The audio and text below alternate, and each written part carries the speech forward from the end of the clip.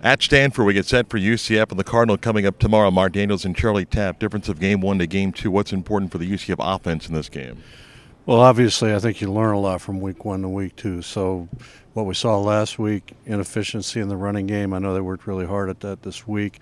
Got to get some production out of the running game to keep that balance on the offense.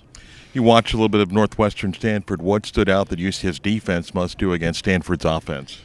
Well, I think they're multi-dimensional. They had a couple of receivers missing early. They'll be back for this game.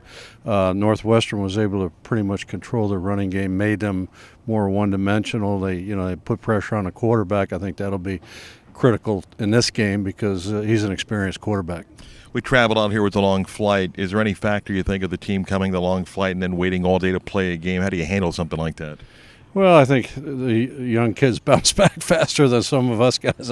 It's a long trip and obviously 3-hour time difference. But, we're going to play the game here at 7:30 tomorrow night. And, it's a real important football game. So they'll be ready to go. Justin played well in game 1. You look back and saw his performance. What did he do well? What does he have to continue to do in a game like this? Well, I think in the last game, first game with new receivers, his timing was good. His pass protection was good for the most part. They gave him time to throw. And he found, obviously, Jordan and Traquan quite a bit. Each had 9 catches in a game. So I think as we continue now to spread the ball around, even get more guys involved, because obviously from a defensive perspective, they're going to be looking at these are the 2 guys we got to take out of the game.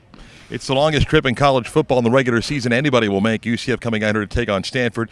Radio coverage begins at 8:30. Kickoff is set for 10:30 Saturday night here in Palo Alto. For Charlie Taaffe, I'm Marc Daniels.